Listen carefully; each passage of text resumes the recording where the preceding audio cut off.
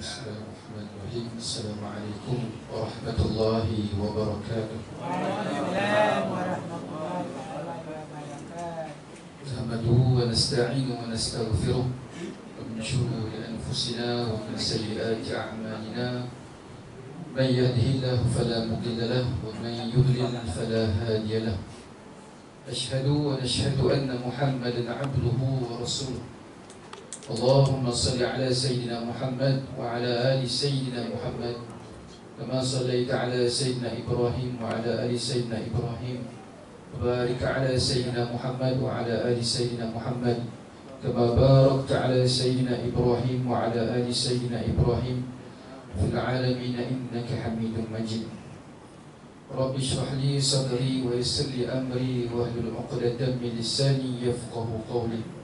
Rabbi yassir wa la tu'assir, Rabbi tammi bil khair. Terima kasih kepada Ayahanda Tuan Musi Surah apa nama surah? Surah Al-Muttaqin. Surah Al-Muttaqin berlimau, taman berlimau Persiap saya tadi. Sempat dah tengok tadi Pasal 3 kan? Taman Harmoni. Harmoni insya-Allah orang ni. Insya-Allah kepada barisan jawatan kuasa pegawai syarak, Imam 1, Imam 2, mungkin ada pegawai Ustaz Nazar ke, dan seterusnya muslimin muslimat yang hadirin hadirat yang rahmati Allah Subhanahu wa taala, dan mudah-mudahan kita jadi ahli syurga Allah Subhanahu wa taala insya-Allah khair. Baik, a'udzu billahi samil alim minasyaitonir rajim. Qala Allah Ta'ala fi kitabil aziz, ya ayyuhalladzina amanu sallu alaihi wa sallimu taslima. Wahai orang-orang yang beriman,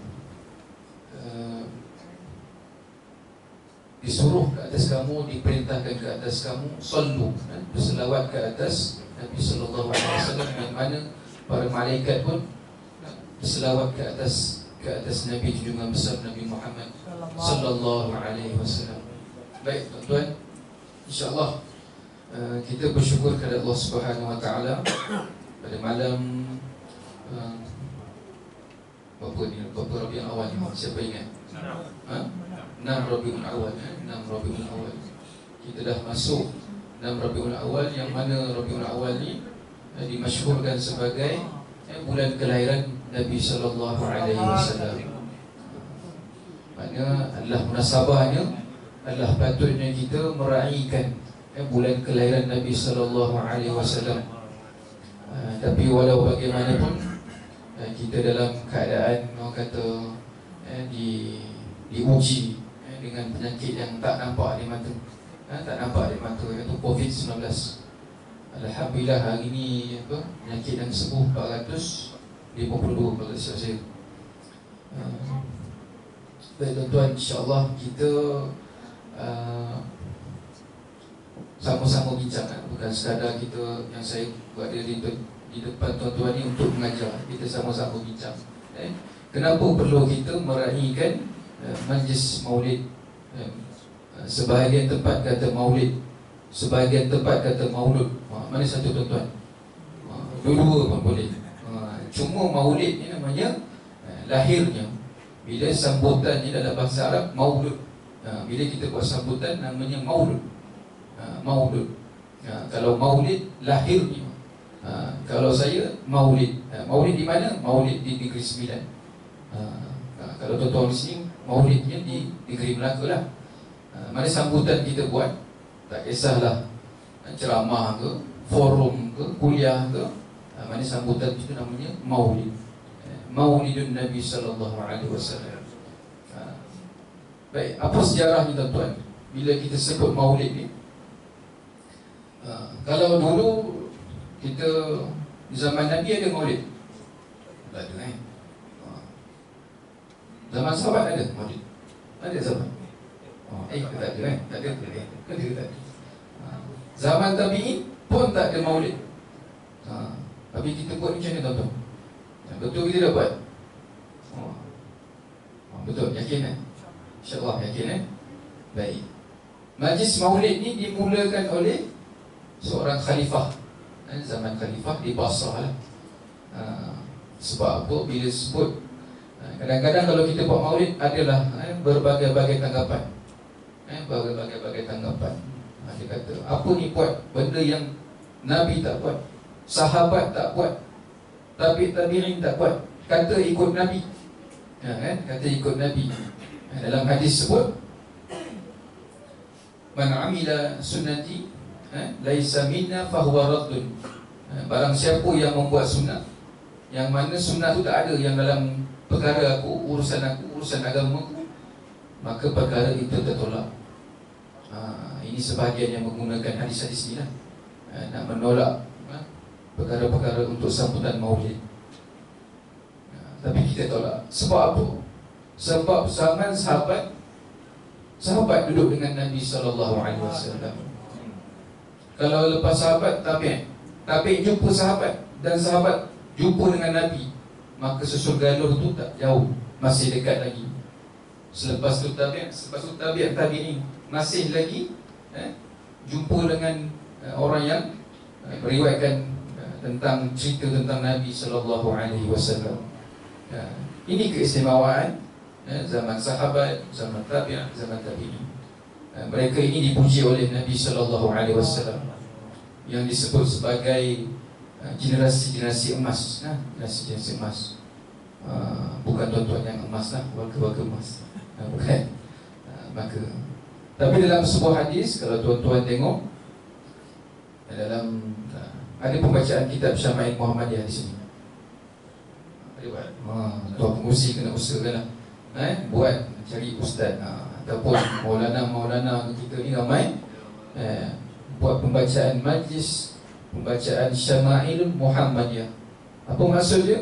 Kesempurnaan Nabi Muhammad tu, kesempurnaan Nabi Muhammad, yang mana hadis tu lebih kurang, seingat saya dalam tu 800 hadis yang diriwayatkan oleh Imam Abi Isa Tirmizi, salah seorang muhaddis lah, Sunan Abi Tirmizi. Kita ada Sahih Bukhari oleh Imam Bukhari, Sahih Muslim oleh Imam Muslim, Nasai, Abi Daud, kita ada Tirmizi. Dan keistimewaan yang pada Imam Tirmizi ni, dia mengumpulkan hadis-hadis yang berkaitan dengan sifat, orang kata, bagaimana batang tubuh Nabi SAW. Tuan-tuan bayangkan, suatu batang tubuh orang yang dah mati, ada tak? Kalau kita tengok sejarah-sejarah ni, orang cerita dari mana kelahiran dia, daripada mula kelahiran dia sampailah wafatnya batang tubuh. Tuan-tuan ceklah sejarah mana, siapa? Tunku Rahman. Tuan-tuan tahu mungkin Tunku Rahman dia mengasas mereka Allah. Tuan-tuan tahu dia punya kelahiran macam mana? Tak tahu macam mana tidurnya. Hatta dalam hubungan untuk suami isteri pun Nabi SAW tunjuk pada kita. Begitu hebatnya Nabi SAW. Jadi dalam hadis riwayat Imam Tirmizi ni, saya sebut tadi, Syama'il Muhammadiyah ni, yang mana hadis tersebut, tuan-tuan kalau lihat, yang diriwayatkan oleh kebanyakannya lah, kebanyakannya kanak-kanak zaman Nabi SAW. Antaranya yang duduk dengan Nabi SAW dia, siapa dia? Malik bin Anas, Malik bin Anas, Ibn Abbas, Abdullah bin Umar, anak kepada Sayyidina Umar. Ini tiga orang ni, kebanyakan kalau tuan-tuan tengok dalam Syama'il Muhammadiyah ni, nama-nama mereka ni memang orang kata agak popular lah. Sebab mereka, kehidupan zaman kecil mereka ni kebanyakannya bersama dengan Nabi SAW. Diceritakan dalam itu bagaimana Nabi SAW bentuk jambangnya, bagaimana bentuk rambutnya. Tu kadang-kadang tuan-tuan tengok, mungkin ada orang yang berrambut panjang kan, mungkinlah kita berhusnuzon ataupun sangka baik dia sedang mengikuti sunnah Nabi SAW. Kadang-kadang kalau kita tengok orang banyak sikit, oh ini mat rock pula kan. Tapi mungkinlah kita doa-doakan. Sebab apa? Kita nak bawa masyarakat kita, tuan-tuan, nak bawa kepada perasaan yang mana orang kalau boleh mengelakkan sangka buruk. Sebab apa hari ni masalah kita ni banyak bersangka. Banyak bersangka. Kalau bersangka baik tak apa. Tapi ni jam semua dah bersangka buruk. Pantang orang tu pergi di mana? Pergi pusat mall lah katakan. Ustaz pergi mall. Dia dalam pandang lain. Ustaz pun ada perasaan kan, nak pergi mall. Dah lama tak pergi mall katakan. Ataupun pakcik pergi pasar. Kadang-kadang mungkin kata dah tua-tua pergilah bagi anak. Mungkin dia nak exercise. Hari ni masalah kita, baiklah pihak atasan ke, pihak bawahan ke, berprasangka. Bila kita berprasangka, mungkinlah ada prasangka yang buruk yang membawa kepada perpecahan. Dalam surah Hujurat sebut iyyakum dhann, iyyakum dhann. Dalam hadis Nabi SAW sebut iyyakum dhann, jauhkan diri kamu daripada zan. Maknanya zan ni maksudnya bersangka buruk. Lebih-lebih yang bersangka buruk. Inna dhann ithm. Bersangka buruk tu dosa, salah satu yang dosa, disebut dosa. Baik tuan-tuan, InsyaAllah baru mukadimah ni. Mukadimah ni pukul apa kita habis? Lagi kan? Selalu habis kuliah pukul 9, 10. So nak kerja ni. Baik, insyaAllah. Tak tahulah besok kerja tidak. Tapi kita pun dapat maklumat. Tuan-tuan dengarlah besok ada pengumuman daripada pejabat ketua Menteri Belaka. Sama ada area Jasin ni ataupun Limau ni kena bukan PKPB ataupun PKPD, ataupun yang pekerjaan pejabat awam tu kena work from home. Sama-sama kita doakan daripada bencana wabak yang berlaku sekarang, tuan. Baik, bersempena dengan Maulid Rasul sallallahu alaihi wasallam, tuan, antara perkara-perkara yang kalau boleh kita kenangkan kembali bagaimana Nabi sallallahu alaihi wasallam tu perjalanannya untuk menyebarkan Islam, menyebarkan Islam.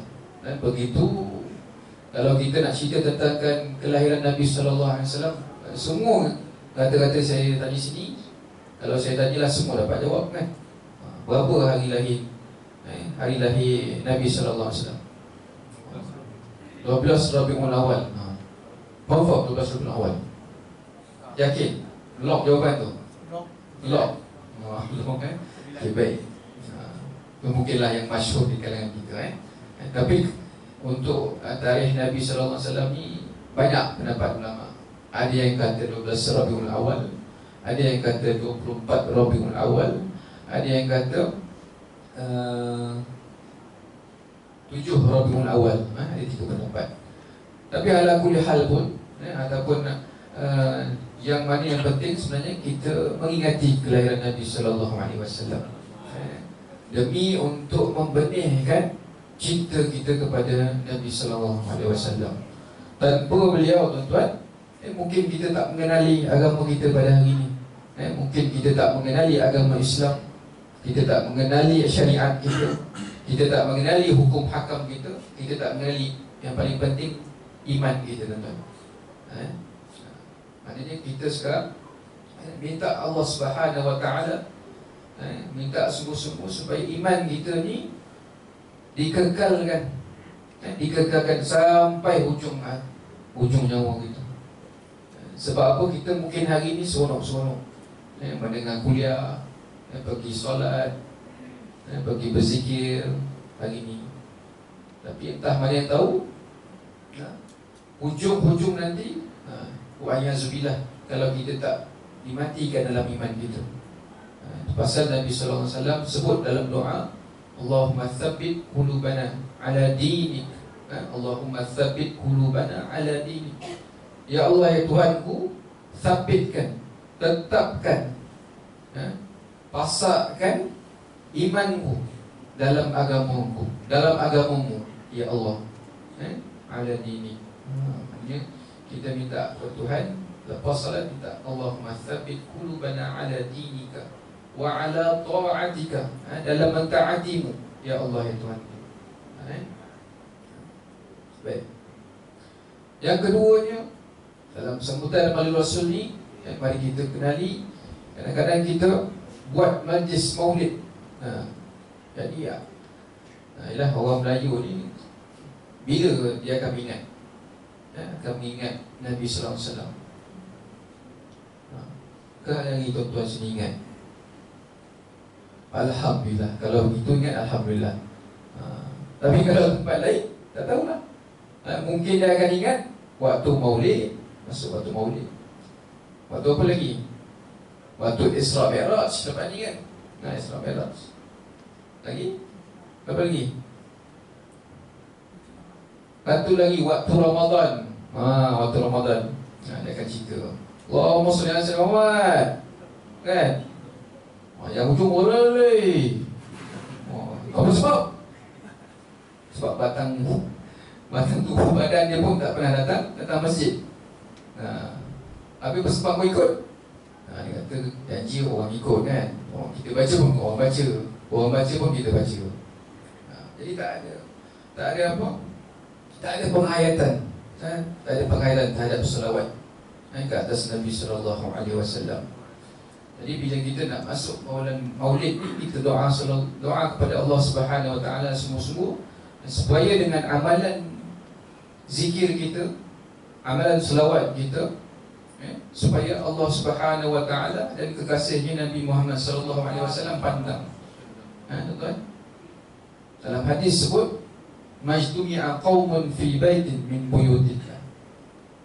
Ini hadis ni elok untuk perempuan sebagai motivasi. Apa maksudnya? Tidak ada satu perhimpunan itu melainkan perhimpunan itu dalam rumah Allah Subhanahu wa taala. Yatluna kitab Allah, membaca kitab Allah. Ini membaca Quran ke, membacakan hadis ke, membaca fadail amal ke. Wa yatadarasuna bainahum. Bila kita baca tu, kita baca ramai-ramai. Wa yatadarasuna bainahum. Allah Subhanahu wa taala kata apa? Nabi kata, illa nazalat alaihimus sakinah. Mana perhimpunan tadi akan dapat, pertamanya akan dapat turun ketenangan, tuan-tuan. Akan dapat turun ketenangan. Pasal bila majlis-majlis ilmu ni memang akan tenang, tuan-tuan. Bila sampai satu level dia tenang tu, senyap dia. Senyap dia sampai ke bawah kan. Ke bawah kan. Dia punya dah, dia punya balancing paling ke bawah lah sikit. Baik. Yang keduanya, wa ghashiyatuhumur rahmah. Dalam majlis ilmu juga Nabi sebut akan dapat rahmah. Akan dapat rahmah. Rahmat Allah Subhanahu wa taala ni luas, tuan-tuan. Walaupun kita duduk, kita tak mendengar sekalipun ustaz dia dapat cakap, kita duduk dalam majlis ilmu pun tetap Allah Subhanahu wa taala bagi rahmah. Apatah lagi yang mendengar majlis-majlis ilmu. Tapi saya pujilah orang Limawan, dia punya kedudukan dia dekat. Kalau saya pergi tempat lain, dia akan duduk tepi ujung, makin jauh-jauh kan. Baguslah. Alhamdulillah. Yang ketiganya, wa khaffathumul malaikah. Akan mendapat, orang kata, dilindungi oleh sayap-sayap malaikat. Tadi dapat ketenangan kan. Lepas tu dapat rahmah. Yang ketiganya dapat pemayungan oleh sayap-sayap malaikat. Pasal kita dapat datang dalam majlis ilmu ni pun rasa sejuk. Tuan-tuan rasa sejuk tak? Di mana ada malaikat itu pun tuan. Cuba tengok kiri kanan. Alhamdulillah. Waalaikumsalam. Kalau tak pakai ikon tak tahu kan. Dan terakhirnya tuan-tuan, Allah Subhanahu wa taala dalam Nabi sebut dalam hadis, yang keempatnya dalam majlis ilmu ni yang paling penting, orang kata dalam bahasa Inggerisnya paling ultimate lah pencapaiannya kalau kita duduk dalam majlis ilmu ni, wa dzakarallahu fi man indah. Wa dzakarallahu fi man indah. Maknanya Allah Subhanahu wa taala menyebut nama-nama kita yang hadir pada hari ini ataupun di majlis-majlis ilmu yang mana tuan-tuan pergi. Apa lagi yang nikmat yang kita nak tuan-tuan?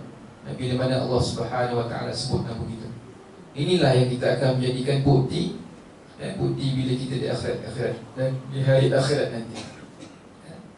Allah Subhanahu wa taala tanya pada hari Khamis, waktu maghrib di taman, awak buat apa? Mana kita boleh cepat jawab di depan Allah Subhanahu wa taala, aku sedang mengikuti majlis ilmu. Yang mana majlis ilmu ni lagi-lagi memuji nama kekasihmu ya Allah, Muhammad sallallahu alaihi wasallam. Baik. Kadang-kadang selalu saya bacakan hadis ni kepada para kata ustaz kuliah saya lah. Mana kita nak orang tu bersemangat untuk menimba ilmu. Menimba ilmu ni bukannya sekadar kita nakkan. Kadang-kadang ada satu soalan, ustaz, saya datang setiap kali datang majlis, datang majlis ilmu, baca kitab gendahlah katakan Safinah An-Najah, Safinatun Najah, kitab fiqh. Tak faham ustaz. Saya cerita dulu tuan-tuan, pengalaman saya saya belajar dulu di Mesir. Kami di Mesir ada satu subjek nama dia usul fiqh. Satu usul fiqh yang mana ada satu matan baik tu. Maknanya satu hari doktor tu cerita, dia kata dulu aku belajar sama macam kamu yang kita duduk di auditorium. Dia kata aku sama macam kedudukan kamu. Dia kata mata tu saya tak ingat lah, mata tu berkaitan dengan kaedah apa lah, saya lupa. Cuma yang nak dikatakan, setelah 30 tahun tuan-tuan, setelah 30 tahun aku mengaji, barulah hari ini bila aku mengajar di hadapan kamu, barulah datang kefahaman tersebut. Barulah datang kefahaman tersebut.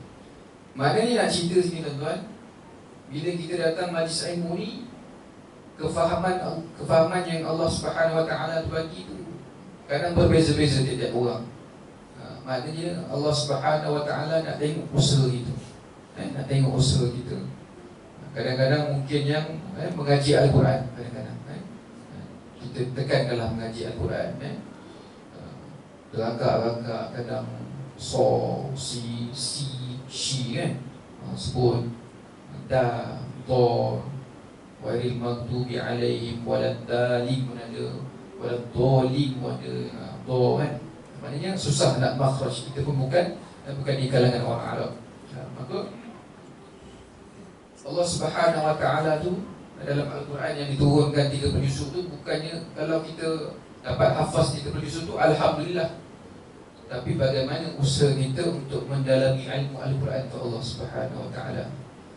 Ini juga yang mana Allah Subhanahu wa taala uji pada Nabi sallallahu alaihi wasallam. Ketika kalau kita tengok sirah pada Amul Huzun, Amul Huzun ataupun tahun kesedihan. Ceritanya memang tiap tahun diulang ketika waktu Isra Mi'raj. Dan kenapa waktu Isra Mi'raj diulang? Dan kenapa nikmat Isra Mi'raj ni Allah Subhanahu wa taala beri pada Nabi? Pertamanya nak mengubat hati Nabi yang duka lara, yang bersedih. Maknanya peristiwa Isra Mi'raj wajib kita yakini, wajib kita imani, betul-betul berlaku tuan-tuan. Jangan sampai ada yang tak percaya. Bila tak percaya tuan-tuan, apa hukumnya? Hukumnya kafir. Hukum kafir. Mana kita tak mengimani apa yang Allah Subhanahu wa taala lakukan pada Nabi sallallahu alaihi wasallam. Pertamanya perkara yang berlaku pada Nabi, sebab apa Nabi sallallahu alaihi wasallam diisrakan? Pertamanya Nabi diuji dengan kematian orang yang dikasihi. Siapa tuan-tuan? Siapa dia? Kita buat soal kuis kat malam ni. Pertamanya orang yang dikasihinya Sayyidatina Khadijah, Sayyidatina Khadijah radhiyallahu anha. Begitu Rasulullah sallallahu alaihi wasallam sayangkan Sayyidatina Khadijah ni sampaikan isteri-isterinya lain, khususnya Aisyah radhiyallahu anha pun dia punya jealous pun tinggi. Setiap kali duduk dengan Aisyah, dia akan sebut nama Khadijah, nama Khadijah, nama Khadijah. Sampaikan dia kata, apa yang istimewanya Khadijah berbanding aku ni? Ialah kalau kita tengok sirahnya, Khadijah ni dikahwini oleh Nabi SAW pada umur 40 tahun. Ada riwayat kata 45 tahun. Usia ketika itulah, sekitar itu. Sedangkan aku yang dikahwinkan oleh engkau ni, Aisyah kata, nak dara lagi 8 ataupun 10 tahun. 8 atau 10 tahun. Kan ada perempuan, ada nenek sini pernah kahwin 8-10 tahun. Dan 8-10 tahun, orang kata, adat orang Arab ketika tu mereka dah besar, tuan. Sebab apa saya kena cakap macam ni? Sebab ada tulisan-tulisan orang Barat, mereka katakan Nabi SAW ni pedofil. Tahu tentang pedofil ni? Mana pedofil ni? Maknanya seorang lelaki dewasa melakukan hubungan seksual dengan kanak-kanak. Itu mereka katakan pada Nabi itu. Wa'iyadzubillah. Dan mereka tak tahu yang di kalangan ketika itu Sayyidina Aisyah radhiyallahu anha, walaupun 8 ataupun 10 tahun ketika dia menikah dengan Nabi SAW, maknanya fizikal Aisyah ni dah besar, macam umur orang kata 18-20 tahun, itu kan. Mungkin ada nenek-nenek kita dulu mungkin yang 10 tahun dah nikah betul, tak mustahil. Tapi orang Barat ni pandai, dia nak manipulasi supaya kita ni yang Islam yang baru-baru ni dan belajar-belajar ni ragu-ragu betul ke Nabi, antara tuduhan ataupun tuhmahannya, mengatakan Nabi dia seks sampai 9 orang kahwin. Dia tak tahu yang Nabi SAW yang kahwin ni semuanya apa tuan? Semuanya janda, kecuali Aisyah tu seorang janda yang memerlukan perlindungan oleh Nabi SAW. Inilah tugas kita. Tugas kita untuk membenteng ataupun untuk melindungi, untuk mempertahankan Nabi SAW. Bagaimana cara kita nak mempertahankan Nabi SAW, tuan-tuan? Adakah kita nak angkat senjata? Kita nak lawan COVID pun belum tentu lah kan? Betul? Orang suruh pakai mask pun belum tentu pakai mask lagi kan? Ini kan nak suruh angkat pedang kan? Suruh jarak pun belum tentu jarak lagi, tuan-tuan. Jadi apa cara, tuan-tuan? Maknanya cara kita nak mempertahankan Nabi SAW ni tak lain dengan caranya kita menuntut ilmu tentang Nabi SAW. Bagaimana perjalanan sirah Nabi SAW? Adakah hadis-hadis Nabi SAW kita dah khatam? Tak nak kita ni nak menyusuri dunia dan akhirat ni, tak lain tak bukan dengan ilmu. Nabi SAW sebut dalam hadis, nak dapat akhirat dengan ilmu, nak dapat dunia pun dengan ilmu. Dan sebaik-baiknya kamu untuk mendapat kedua-duanya mestilah dengan ilmu, tuan-tuan. Dan ilmu itu pula mestilah dia ajari oleh guru-guru yang mursyid. Maksudnya guru-guru mursyid ni guru-guru yang dibimbing oleh Allah Subhanahu Wa Taala. Sebab apa? Banyak yang mengaku guru, tuan-tuan, tapi kadang-kadangnya fahamannya mungkin kadang-kadang berbeza dengan apa yang kita dengar. Mungkin yang berbeza dengan apa yang kita dengar. Hari ini dah bermacam-macam fahaman, tuan-tuan. Bermacam-macam fahaman. Tambah-tambah pula yang bawa fahaman tu mungkin kita tengok macam biasa ustaz belajar tinggi-tinggi, mungkin ada jawatan tinggi dalam satu-satu organisasi, fahamannya lebih kurang macam kalau tuan-tuan pernah dengar, solat hanya menggunakan niat saja. Solat hanya menggunakan niat saja, khusyuk, tak perlu kepada, yang penting khusyuk. Dia kata kalau kita melakukan 13 rukun walaupun tanpa khusyuk hadir dalam hati, maknanya solat kita belum sah. Ini kata kena jaga dengan anak-anak kita, kena jaga dengan cucu-cucu kita. Mungkin kadang-kadang sebab apa kita kena beritahu, benda ni dah bertambah, dah bertambah. sebab dia ada public figure ataupun orang yang buat, orang kata ajak lah, macam ni. Saya pernah diorang ni macam buat FB live tuan. Dia punya follower tuan, kalau saya boleh kongsi di sini, lebih kurang 20,000 tuan, satu malam ikut live Facebook. Sebab apa yang kita risau tuan-tuan, mungkin juga ada yang di kalangan anak-anak kita, mungkin juga ada yang di kalangan kawan-kawan kita.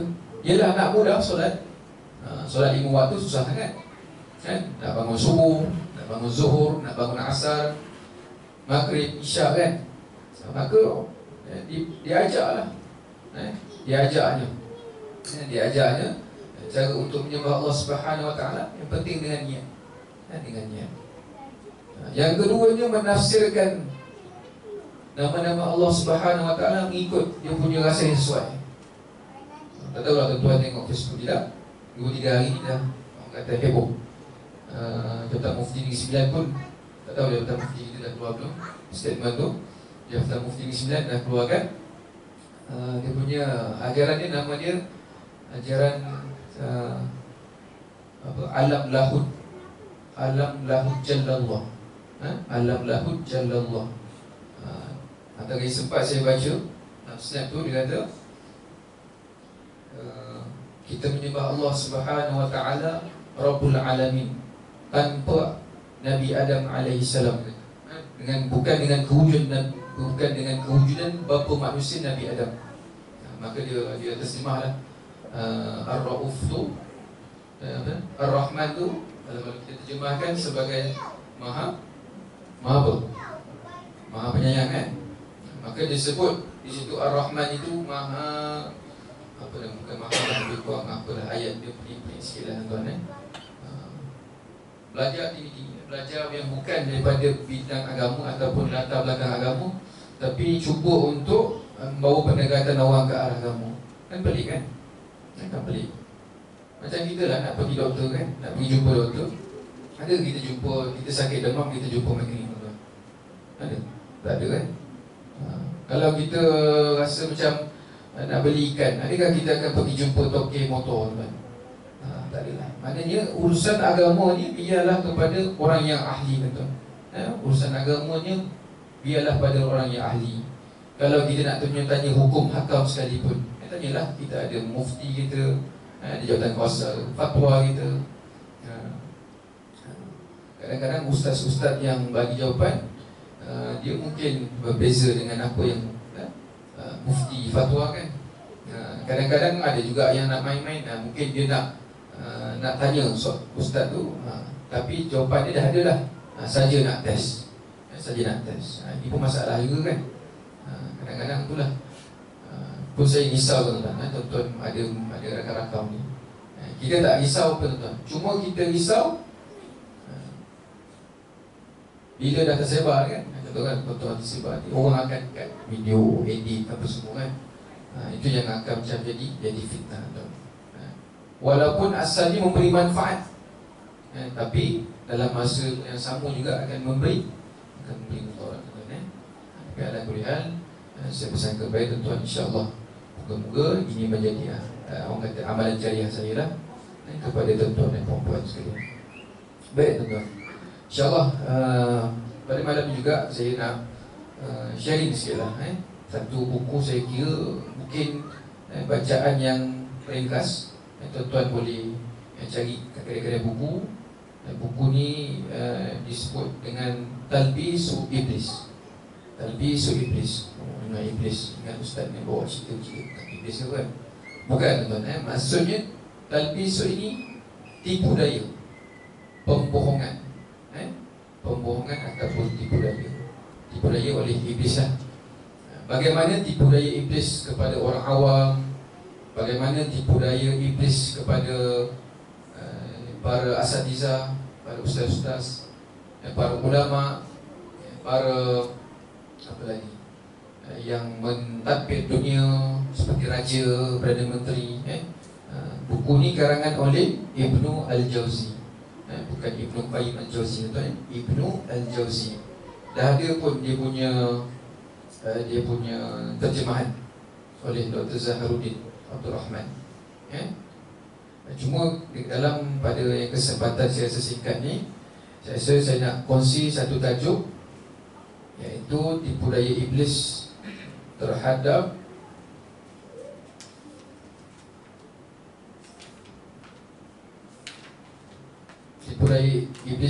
orang awam. Maksud orang awam tu saya, tuan-tuan dan puan yang kita rasa kita masih lagi belum cukup ilmu, kita masih mendahagakan ilmu. Bagaimana serangan-serangan iblis ni, dia nak menipu kita, tuan-tuan. Kadang-kadang kita beribadah, mungkin saja beribadah kita tu tak dipandu oleh Al-Quran dan As-Sunnah. Kadang-kadang kita syok zikir sendiri. Tahu punya zikir kita ni tak ada dalam nas pun, tak ada warid daripada hadis Nabi SAW pun. Alangkah ruginya kalau kita berzikir tapi ditipu oleh iblis. Laknatullah alaih. Okay, baik. Dalam bab tipu daya iblis terhadap orang awam ni, tuan-tuan, musannif ataupun pengarang kitab ni dia membahagikanlah. Dia berbab mendahulukan akal daripada ulama, mengutamakan orang zuhud daripada alim ulama, berburuk sangka kepada ulama. Saya nak pergi kepada mengutamakan orang zuhud daripada ulama.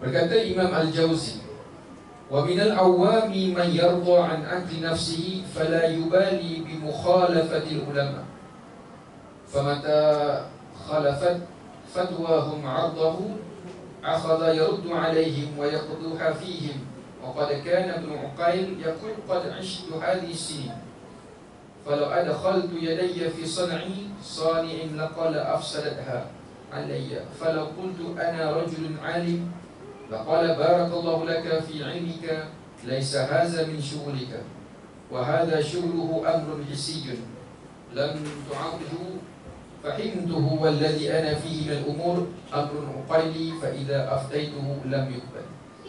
Maksudnya, tuan-tuan, ada di antara orang yang awam yang berjaya ditipu oleh iblis dengan mendahulukan akal fikirannya daripada fatwa alim ulama.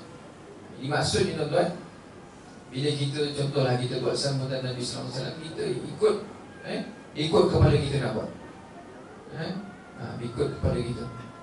Bila ikut kepala kita, mungkin kita nak, aku rasa macam tahun ni kita nak buat kelainan lah. Contoh, tuan-tuan, saya bagi contoh yang paling tuan-tuan boleh gambarkan. Yang biasa kita buat ceramah, forum, ini kita nak buat, selalu kita tak nampak gambaran Nabi. Dia buat ikut kepala otak dia, aku nak buat gambaran Nabi pula. Walaupun tak gambaran Nabi, macam contoh macam apa, tuan-tuan yang boleh paling jelas tuan-tuan tengok, apa Syiah buat, tuan. Apa yang golongan Syiah buat, bila mana sampailah waktu hari Karbala, 9 Muharram tu, 10 Muharram tu, hari Ashura kan, hari Ashura. Kita hari Ashura, orang-orang kita buat apa? Kita buat apa, tuan-tuan dan semua? Bubur tak kacau kan? Itulah bubur orang Melayu kan, bubur. Mana patutnya amalan yang sepatutnya kita puasa lah, kita puasa, ataupun sebagian hadis kata kita berkati anak-anak yatim, menyampurkan kepala pada anak yatim.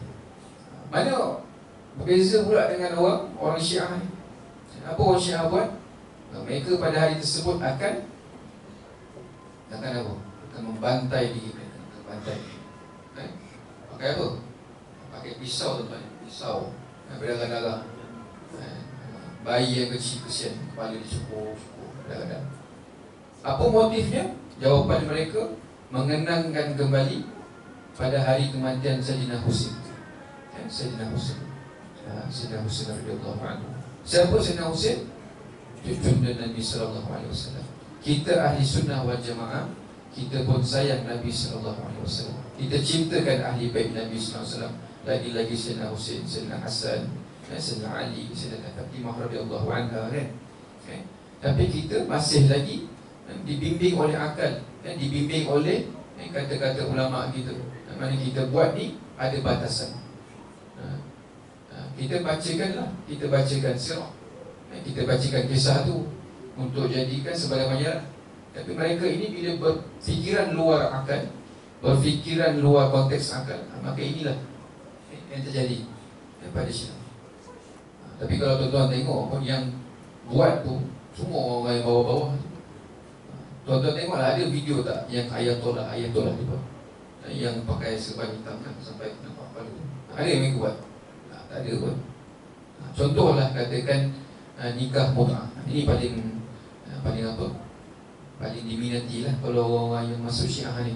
Itu pasal sebab gerakan Syiah ni yang mana naik ni, yang kata sebelah ke tak kira rasa. Tak tahulah dulu ada tidak. Tapi yang dekat Kedah, dekat Selangor naik tu sebab tuan, satu modus operandi ni sebab mut'ah lah. Nikah kontrak tuan. 3 bulan boleh orang lain, 3 bulan orang lain. Kadang-kadang anak yang keluar pun tak tahu rumput siapa. Kadang-kadang rumput kampung Kiting keluar, muka hitam, muka putih. Sebab apa? Saya pernah baca buku, ada satu ulama ni lah, Ayatollah ni, dia tulis buku tu, Kenapa Aku Meninggalkan Syiah. Kenapa aku tinggalkan Syiah. Mana dalam buku ni, penulis ni dulu dia ni merupakan Syiah tegar lah. Orang kata Syiah yang totok lah. Mana kalau torek tangan ni keluar nama Syiah lah kan. Itu nak kata Syiah ni. Tapi antara perkara yang dia kata, sebab aku meninggalkan Syiah ni, satu perkara dalam tu dia quote, dia kata tak tahulah, mungkin kelakar lah. Kelakar pada saya, tak tahu kelakar pada tuan. Dia kata Ayatollah ni bila ditawarkan untuk nikah mut'ah, mereka ni nak nikah mut'ah dengan gadis-gadis daripada Lebanon, Syria, Palestin, ada Syiah sikit, Mesir sikit. Tapi bila ditawarkan untuk mut'ah dengan gadis-gadis Uganda, Nigeria, tak nak. Jadi dia kata nampak kepelikan kat situ. Wang kau main ada double standard kat situ kan. Memilih. Jadi dia kata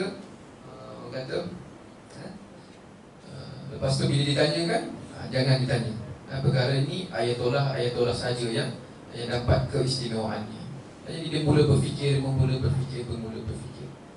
Sebab tu Allah Subhanahu Wa Taala dalam Al-Quran mana disebutkan diberikan akal fikiran kita ni dalam untuk berfikir. Ayat tu ulul albab dalam ayat Quran tersebut. Maknanya disuruh kita ni, dihamparkan Al-Quran pada kita ni bukan sekadar semata-mata untuk dihafaz. Hafaz tu alhamdulillah bonus. Tapi sekadar hafaz, kita tak faham maksud, tak mentadabbur maksud. Tuan-tuan pun ada kelas tadabbur, alhamdulillah. Bila dah tadabbur, maknanya kita menghayati Al-Quran. Menghayati Al-Quran. Menghayati Al-Quran. Baik, yang kedua dia kata, mereka menganggap bahawa dirinya sahajalah yang benar dan betul, dan apa yang difatwakan oleh ulama sebagai kolot dan tidak benar. Maknanya mereka ni antara Ibn Jauzi kritik. Sebab apa tuan-tuan? Lupa saya kata, kenapa Ibn Jauzi karang kitab ni, Talbis Iblis. Sebab ketika tahun 250 lebih hijrah tu, kehidupan di Basrah ni tuan-tuan, banyak di sekitaran Ibn Jauzi ni banyak berlaku ahli-ahli sufi yang menyeleweng. Bukannya saya nak condemn ahli sufi. Maknanya di sekitar mereka ni ahli-ahli sufi tu kebanyakannya ada yang buat zikir sendiri, sampai yang mabuk-mabuk, tak ingat dunia. Orang kata dia apa istilahnya, fanak. Istilah fanak tuan-tuan. Dia kata dia bersatu dengan Allah Subhanahu Wa Taala. Bersatu dengan Allah Subhanahu Wa Taala. Ini antara keluar kitab kritikan daripada Ibn Jauzi. Ini cara ulama kritik lah. Kalau kita kritik apa tuan-tuan? Kita masuk Facebook dia, kau kecap kan. Ataupun lempang pada ni. Maka ni, kalau kita nak ikut cara ulama, nak kritik orang boleh, tapi keluarkan kita punya hujah kita. Keluarkan hujah kita.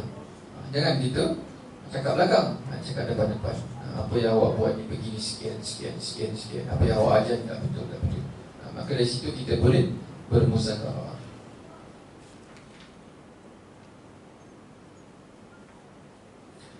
Ada juga setengah orang awam yang menganggap bahawa ulama tidak berhak untuk menasihati dalam hal duniawi. Ini juga dikritik oleh Ibn Jauzi, tuan-tuan. Dia kata ulama cerita pasal urusan agama saja. Ulama cerita pasal urusan agama. Contohnya kalau kita buat rumah ke, urusan arkitek ke, urusan pentadbiran agama ke, jangan nak campur tangan. Maka mereka ni menganggap ulama hanya persekitaran mereka dengan ulama-ulama saja. Urusan dunia tak boleh campur. Inilah yang berlaku pada zaman kegelapan Inggeris ataupun zaman Renaissance, betul. Zaman Renaissance, kalau tuan-tuan baca sejarah kan, kita ada zaman Renaissance. Kenapa Inggeris malap? Sebelum ketika tu zaman Uthmaniyah dah memuncak, tuan, Khalifah Abbasiyah dah memuncak, Umayyah pun dah memuncak. Tapi zaman Inggeris tu kita tak nampak sejarah tu. Kenapa? Mereka memisahkan urusan agama, urusan padri-padri Kristian mereka ni dengan urusan-urusan dunia. Maka mereka kata padri-padri ini urusan tebus dosa. Tebus dosa, mereka kan terkenal dengan tebus dosa. Maka kehidupan ni tebus dosa saja. Urusan pentadbiran dunia, urusan ketenteraan, pentadbiran agama, pentadbiran negara ni biar diuruskan orang lain. Inilah menyebabkan zaman kegelapan Inggeris ketika itu. Dan pada akhir hujung-hujung khilafah Uthmaniyah, kita pun dah terpengaruh sikit. Ada kuliah pun itu qada dan qadar daripada Allah Subhanahu Wa Taala, dan menjadikan pengajaran kepada kita bahawa kita ni pernah ada satu khilafah yang beragung, khilafah Uthmaniyah, tapi dihancurkan dengan beberapa faktor. Pertamanya digunakan gelincikan untuk menjatuhkan sultan ketika itu, Sultan Hamid. Sultan Hamid pada 1924, 1924 khilafah kita turun, khilafah Islamiyah. Pertamanya sebab faktor perempuan, faktor harta. Masa tu dia dah bergaduh antara khilafah dengan gabungan sekitarnya. Nak kuasa, maka dia jatuh. Baik, itu sedikit ceritalah sebagai jatuhnya khilafah. Sedangkan dalam Islam, dalam Ibn Jauzi kata, untuk membina sebuah binaan pun telah ditunjukkan garis panduannya. Bagaimana membina kedudukan binaan supaya tidak membelangkangkan kiblat. Maka dalam kita membina rumah pun, Islam dah tunjuk macam mana kalau kita bina rumah mesti nak kena berpastikan kiblat, ada kiblatnya. Dalam Melaka ni, kalau tuan-tuan tengok, ada beberapa masjid lama, masjid lama yang ada masih lagi mesin penunjuk kiblat tu ada lagi. Waktu lama-lama lah. Pertamanya saya tak ingat Masjid Pinggir pantai tu. Kedua tu Masjid Sekam Pantai tak silap. Yang ketiga je Masjid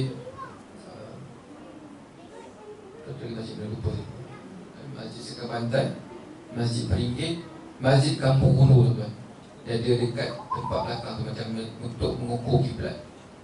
Mana orang lama dulu, mana dari segi falaknya kita nak bina binaan tu, dia dah tunjuk bagaimana. Yalah, orang dulu tak ada waktu solat. Macam kita dah ada phone kan, nak tengok kedudukan tu. Inilah tuan-tuan untuk sebagai maklumat. Mereka orang awam ni tidak menerima pandangan agama dalam urusan dunianya. Tidak sedar bahawa sedikit demi sedikit mereka memisahkan urusan agama dengan dunia. Dan inilah yang disebut oleh Ibn Jauzi tipu daya iblis, tipu daya iblis terhadap orang awam. Maka kita sebagai orang awam ni, untuk mengelakkan kita ni ditipu oleh iblis, dibelit oleh tipu daya iblis, tidak lain tak bukan kenalah menuntut ilmu dengan dipandu oleh ulama-ulama kita dan mufti-mufti kita, para asatizah kita.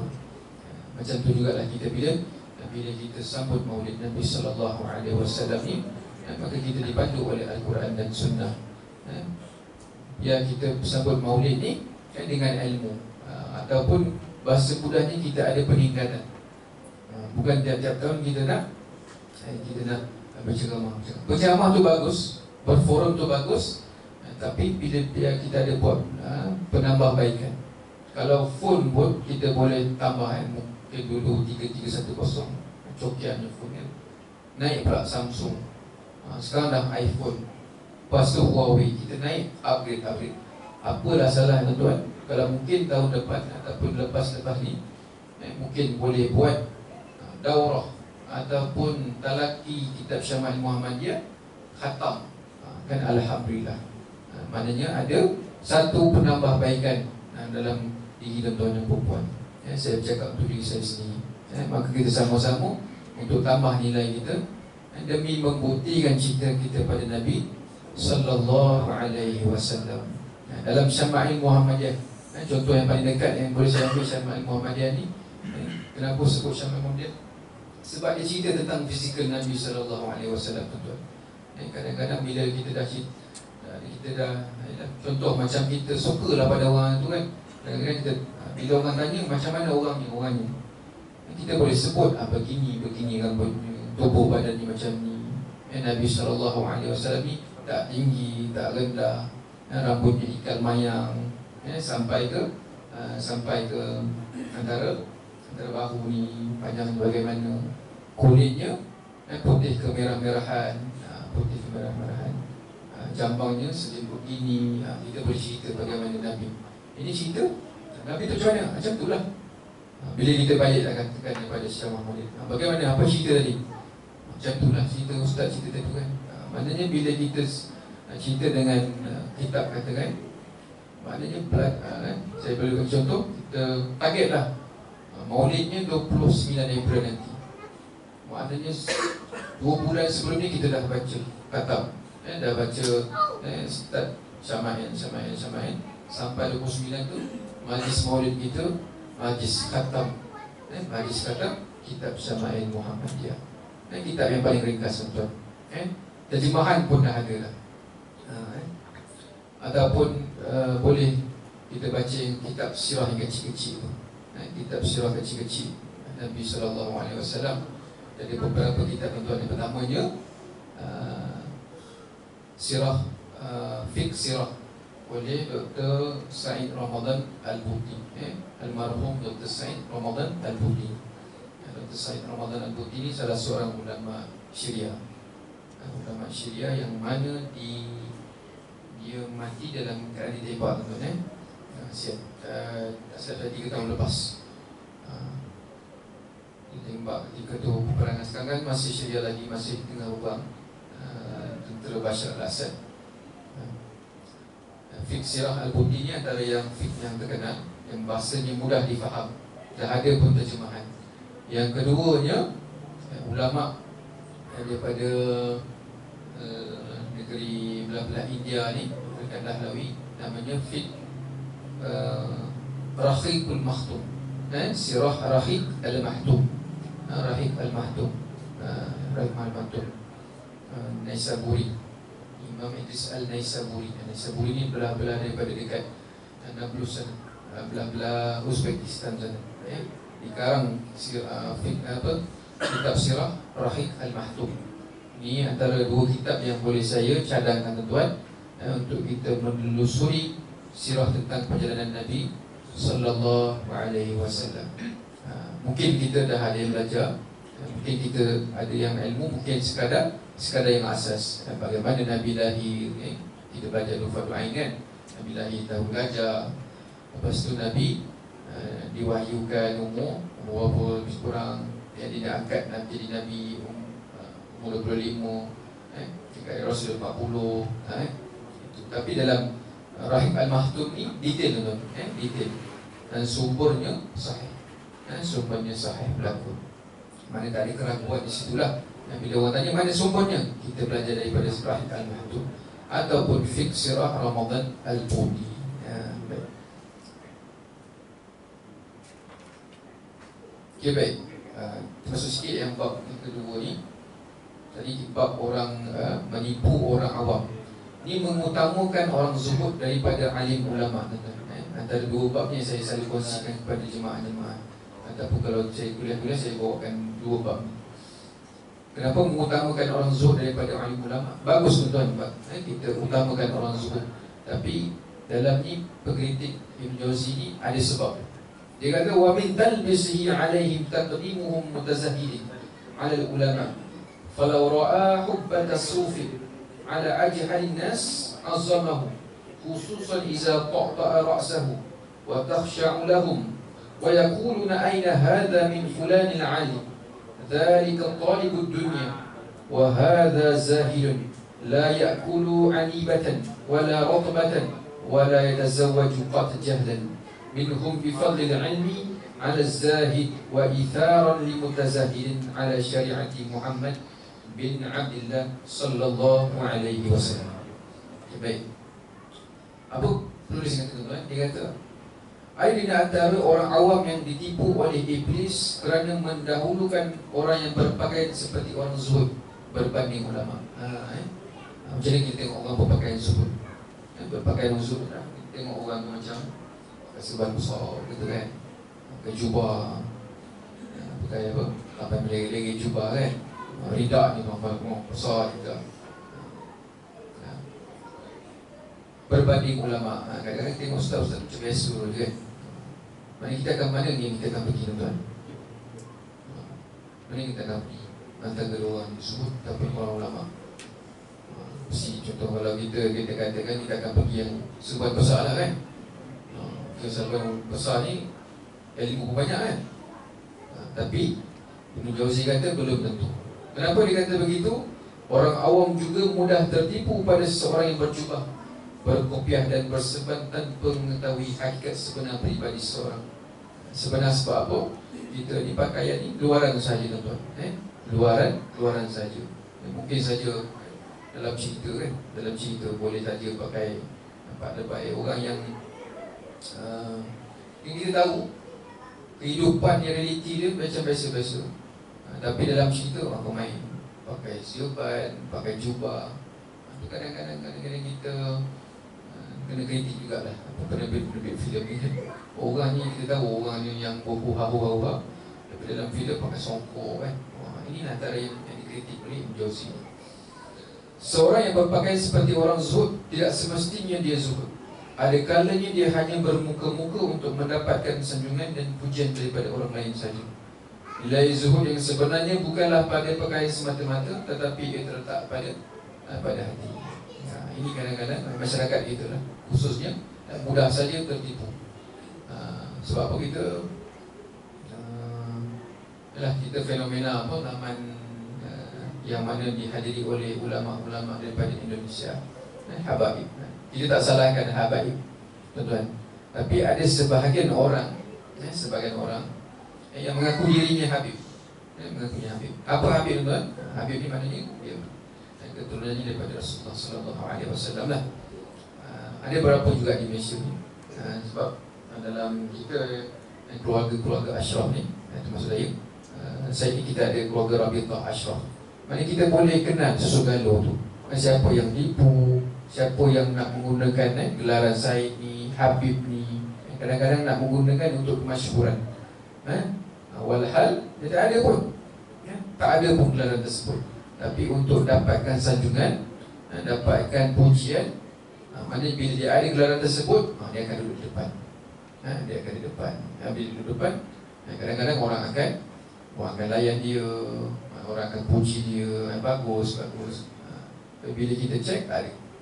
Inilah golongan-golongan yang orang dikatakan zuhud, tetapi untuk kepentingan peribadi. Maknanya sebab apa? Kita ni, pasal kita nak sebut, kita kena nilai zuhud terletak pada hati. Nabi sebut dalam hadisnya, ala wahiyya mudghatun kan, ada satu daging.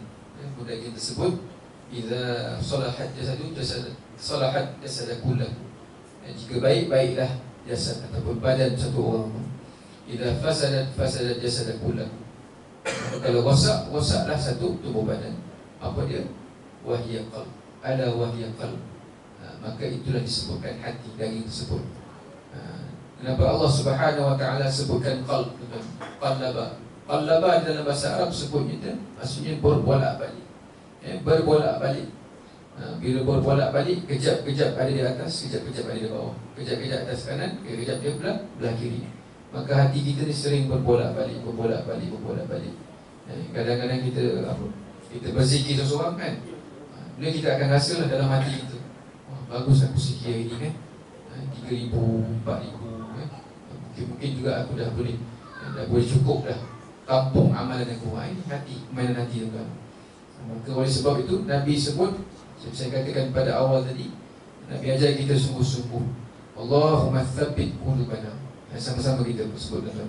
Allahumma thabbit qulubana ala dinika wa ala ta'atika. Hafaz sebut, mungkin semua dah hafal doa ni, tapi bila kita hayati, kita akan sebutlah Allahumma thabbit qulubana. Ya Allah, tetapkanlah hati aku, pasakkan hati aku, ya Allah. Qulubana, hati-hati kami, ya Allah. Kalau ramai-ramai qulubana, kalau seorang qalbi, ala dinika, dalam iman, dalam agama engkau, ya Allah. Dalam wa ala ta'atika, dalam kami untuk mentaati engkau, ya Allah. Bila kita jangan kita ada perasaan yang berbolak-balik. Pada zaman Ibn Jauzi dikatakan ramai daripada orang zuhud yang hanya tahu berzikir semata-mata. Bukan zaman sekarang ni tuan, yang ingin berzikir saja. Amalan tak nak buat, solat tak nak buat, syariat tak nak buat. Yang dia tahu makrifat saja. Aku nak ilmu makrifat, ataupun makrifat ni okey lagi, dia nak terus ilmu hakikat. Kita dalam agama ni kita ada hakikat, makrifat, syariat. Sedangkan tuan, orang yang ada memiliki ilmu hakikat, syariatnya mesti kukuh tuan. Mesti kukuh. Apa Ustaz ni cerita pasal makrifat, hakikat, syariat ni pula Ustaz ni macam bukan benda tu pun kita dah basic. Apa yang disebut hakikat, apa yang disebut makrifat, apa yang disebut syariat, itulah yang disebut oleh Nabi ketika dijumpakan dengan Jibril AS. Ajarkan pun 3 perkara, iaitu pertamanya rukun iman, rukun Islam, rukun iman, rukun ihsan. Jadi ulama-ulama kita membahaskan, dibagikan dalam Islam ni basic perkara ada hakikat, makrifat, syariat.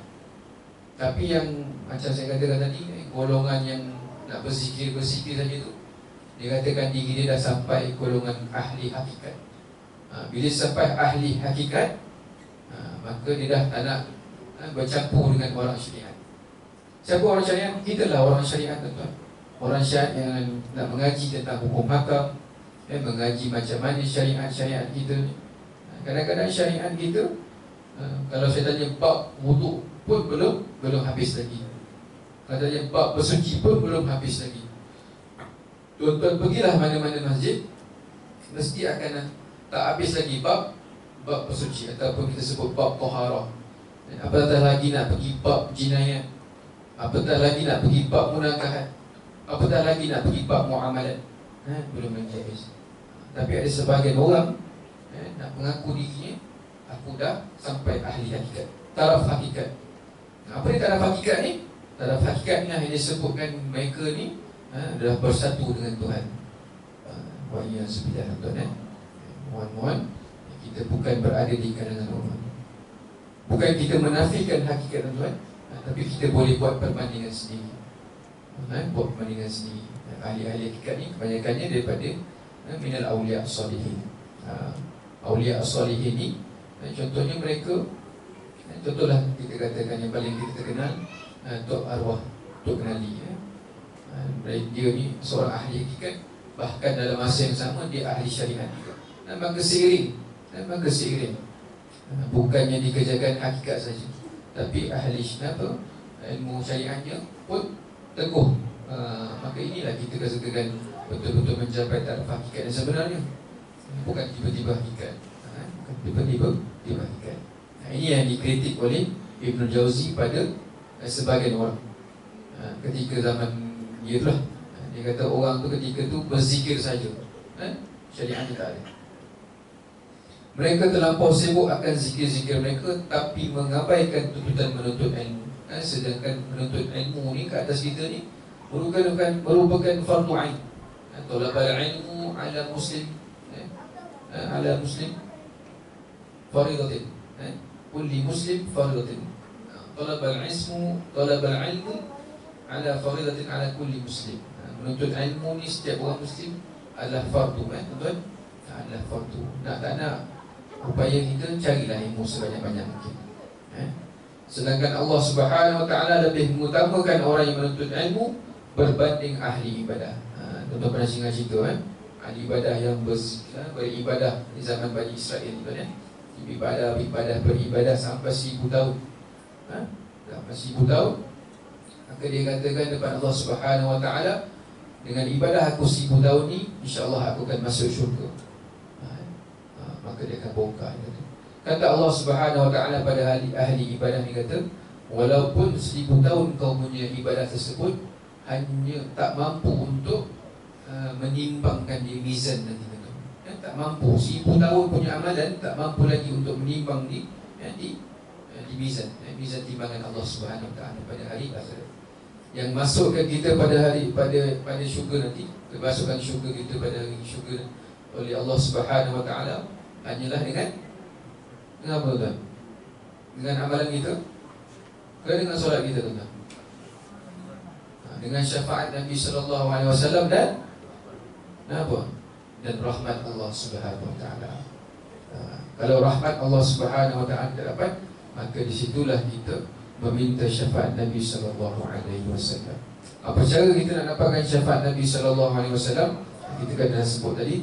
Yang pertamanya kita selawat banyak-banyak, tuan-tuan, banyak selawat. Kata Habib Umar bin Hafiz bin Salim, kata dia, sekurang-kurangnya selawatnya 5,000 kali semalam.